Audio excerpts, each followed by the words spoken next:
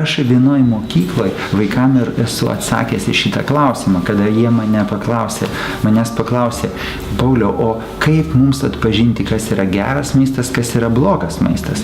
Aš jiems sakau, jeigu jūs matėt kokią nors maisto produkto reklamą per televiziją, gausiai rodančią, tai žinokite, kad tai nėra maistas. Tai yra tiesiog bandymas susivilioti spąstus, nes ten visi pinigai nukeliauja į marketingą ir į reklamą ir apie maistą dažniausiai yra negalvojama. Aišku, yra kažkokių nedidelių išimčių, bet visumoje taip gali atpažinti. Reikia skaityti.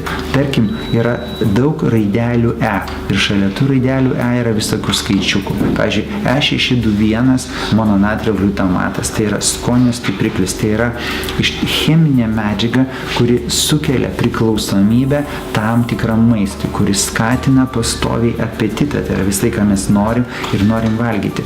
Ir tarkim, jeigu vaikai vartoja daug produktų, kuriuose yra E621 mononatrio glutamatas, jie nebegali valgyti kitokio maisto, kuris turi natūralų tokį skonį, kokį iš tikrųjų maistas turi.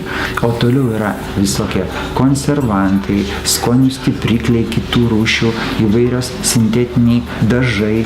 Tiesiog jeigu prirašyta daug E, tai nevalgykim tokio maisto, nepirkim tokio maisto, net nebūtina gilintis. Tiesiog prirašyta ieškom, visada galima rasti tų produktų, kuriuose nėra tiek daug E. Kodėl dedama? Dėl to, kad pramoniai yra labai patogu.